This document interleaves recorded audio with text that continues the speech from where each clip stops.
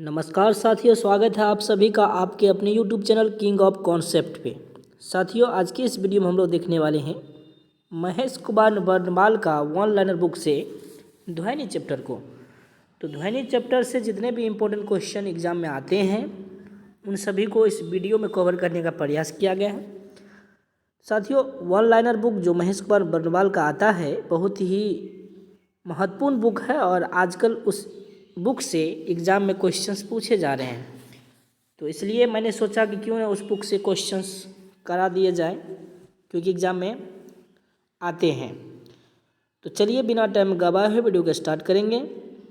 और हाँ साथियों, चैनल पर नए हैं तो प्लीज़ इसे सब्सक्राइब कर लीजिए, क्योंकि मैं ऐसे ही इंपॉर्टेंट वीडियो डेली बेसिस पे प्रोवाइड कराता हूँ।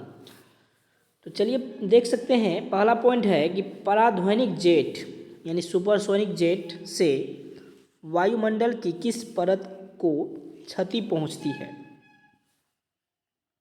इसका आंसर है ओजोन परत। पराध्वनिक जेट जो है, सुपरसोनिक जेट जो है, उससे वायुमंडल की जो परत ओजोन परत है उसको क्षति पहुंच रही है।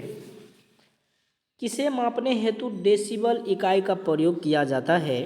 तो देख सकते हैं, ध्वनि की तीव्रता मापने के लिए हम लोग डेसिबल इकाई का प्रयोग करते हैं। अगला है कि ध्वनि के स्रोत व परावर्तित सतह के मध्य न्यूनतम दूरी कितनी होनी चाहिए जिससे कि प्रतिध्वनि स्पष्ट रूप से सुनाई दे सके। इसका राइट आंसर है 16.5 मीटर या 17 मीटर। आगे है कि वायु में ध्वनि का वेग कितना होता है। तो 343 मीटर प्रति सेकेंड होता है। ये कब होता है? जब समुद्र तल पर 20 डिग्री सेल्सियस तापमान हो तो वायु का वेग 343 मीटर प्रति सेकेंड होता है। आगे है कि सिनेमा घरों, बड़े सभागारों आदि में ध्वनि स्रोत बंद होने के बाद कुछ देर तक ध्वनि सुनाई देती रहती है। इसका क्या कारण है? तो इसका कारण है अनुरणन।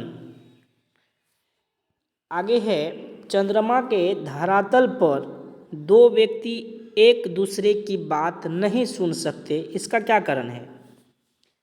आप अगर चंद्रमा पे बात करेंगे तो आप एक दूसरे की आवाज़ नहीं सुन सकते हैं। इसका कारण है चंद्रमा पर वायुमंडल नहीं है।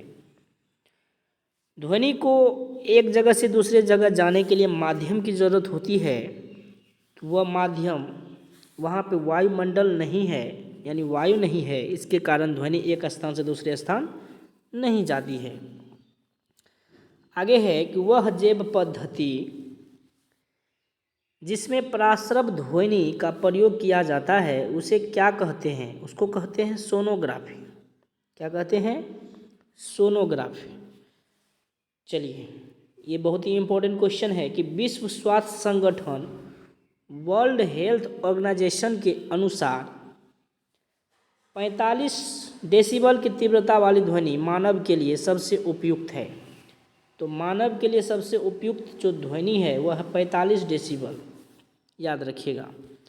आगे है कि चमगादड़ अंधेरी रातों में उड़ सकते हैं और अपना शिकार भी कर सकते हैं। इसका क्या कारण है? इसका कारण है वे पराध्वनि तरंगे उत्पन्न करते हैं और उनके द्वारा निर्देशित होते हैं। चमगादड़ कौन सा ध्वनि तरंग उत्पन्न करता है? तो पराध्वनि। चलिए आगे है कि टीवी रिमोट में किन तरंगों का प्रयोग किया जाता है। तो टीवी रिमोट में जो प्रयोग होता है वो अवरक्त तरंग प्रयोग होता है। और ये चार्ट आप देख लीजिए कि ध्वनि स्रोत है और तीव्रता है, यानी डेसिबल में है। तो साधारण जब हम लोग बातचीत करते हैं तो उसमें 30 से 40 डेसिबल ध्वनि उत्पन्न होता है। तेज़ बातचीत करते हैं तो उसकी तीव्रता 50 से 60 डेसिबल होती है। तेज संगीत या शोर रहता है तो 80 डेसिबल से अधिक होता है। पेड़ के पत्तों की सरसराहट जो होती है तो उसमें 10 से 20 डेसिबल होती है। सायरन यानी पुलिस और एम्बुलेंस में जो बजती रहती है उसमें 110 से 120 डेसिबल होती है। जेट विमान जो उड़ता है उसमें 140 से 150 डेसिबल होती है। औद्योगिक यंत्र या कारखाना में 100 से 120 डेसिबल होती है। तो साधारण बातचीत में कितना है? 30 से 40 डेसिबल, याद रखिएगा। चलिए और इस साइड का देख लेते हैं। आगे है कि टेलीविज़न ग्राही के दूरस्थ नियंत्रण में कौन सी विद्युत चुंबकीय विकिरण प्रयोग में लाई जाती है? इसका राइट आंसर अवरक्त विकिरण है। बॉक्स में है कि जब सितार और बांसुरी एक ही स्वर बजाया जाए तो उनमें उत्पन्न ध्वनि का भेद ध्वनि गुणता के आधार पर किया जाता है। यानी ध्वनि में जब हम लोग भेद करते हैं तो ध्वनि के गुणता के कारण। आगे है जल, लोहा व नाइट्रोजन में ध्वनि के वेगों का आरोही क्रम क्या होगा? आरोही क्रम यानी बढ़ते क्रम। तो देखिए नाइट्रोजन होगा, जल, फिर लोहा, यानी सबसे अधिक किसमें होगा? लोहा में। तो ध्वनि का वेग सबसे अधिक ठोस में होता है, तो नाइट्रोजन से ज़्यादा ठोस जल है, उससे फिर लोहा है, तो सबसे अधिक लोहा में होगा। ये देखिए ध्वनि की चाल ठोस माध्यम में सर्वाधिक, अभी मैंने बोला कि ठोस में ध्वनि की चाल सबसे अधिक होती है, द्रव में माध्यम में उससे कम होती है, और गैसीय माध्यम में सबसे कम होती है। गैस में भी होती है लेकिन सबसे कम। आगे है तापमान का ध्वनि के वेग पर क्या प्रभाव पड़ता है? तो तापमान के घटने से ध्वनि का वेग घटता है और तापमान के बढ़ने से ध्वनि का वेग बढ़ता है। तो तापमान का ध्वनि के वेग पर जो प्रभाव पड़ता है, यानी तापमान घटने से ध्वनि का वेग घटेगा, तापमान बढ़ने से ध्वनि का वेग बढ़ता है। ध्वनि किस माध्यम से होकर नहीं गुजर सकती? निर्वात से। निर्वात मतलब जहाँ वायु भी नहीं है, तो ध्वनि उस माध्यम से नहीं गुजर सकती है। आगे है कि ध्वनि तरंगे ठोस तथा गैस दोनों माध्यम में गमन कर सकती है, तथा धातु में ध्वनि वेग सबसे अधिक होता है। ठीक है। आगे है स्टेथोस्कोप किस सिद्धांत पर कार्य करता है? तो स्टेथोस्कोप जो डॉक्टर के पास होता है, जिसको हम लोग आला कहते हैं, वह ध्वनि के परावर्तन पर काम करता है। अगला है एकॉस्टिक्स में किसका अध्ययन किया जाता है? तो एकॉस्टिक्स में ध्वनि का अध्ययन किया जाता है। ये बहुत ही इंपॉर्टेंट क्वेश्चन है, हर एक एग्जाम में आता है। एकॉस्टिक्स में किसका अध्ययन होता है? ध्वनि का। ध्वनि तरंगों में कौन सी घटना घटित नहीं हो सकती? कौन सी घटना? ध्रुवण। ध्रुवण जो है ध्वनि तरंग में घटित नहीं हो सकती है। आगे है कि ध्वनि का तारतम्य किस पर निर्भर करता है? तो ध्वनि का तारतम्य आवृत्ति पर निर्भर करता है। प्रतिध्वनि का कारण होता है ध्वनि तरंगों का परावर्तन।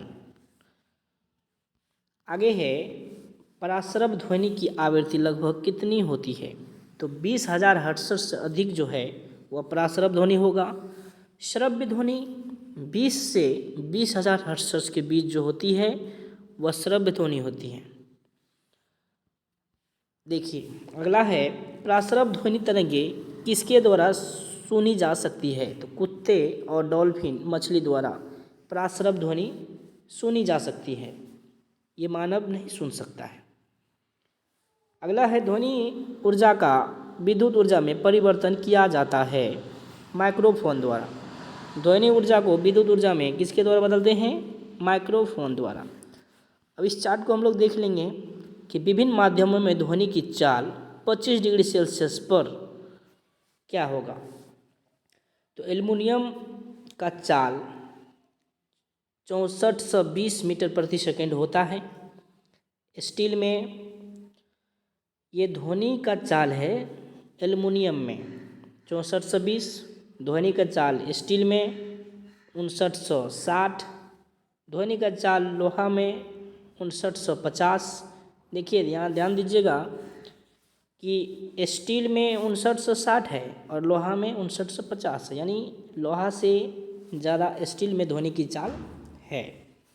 कांच में 3980 है, जल में 0 डिग्री सेल्सियस 1402, वायु में 0 डिग्री सेल्सियस पे 332 मीटर प्रति सेकेंड।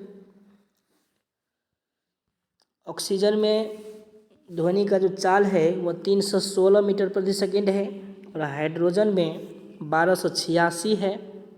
समुद्री जल में 1533 है और सामान्य जल में 1493 मीटर प्रति सेकेंड है। ठीक है, यहाँ पे नीचे में एक पॉइंट लिखा हुआ है, उसको भी हम लोग देख लेंगे।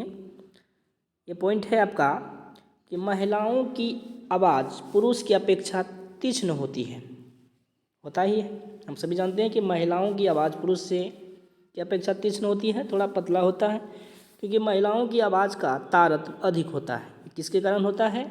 तो तारतम्य के कारण। बहुत बार पूछा गया है।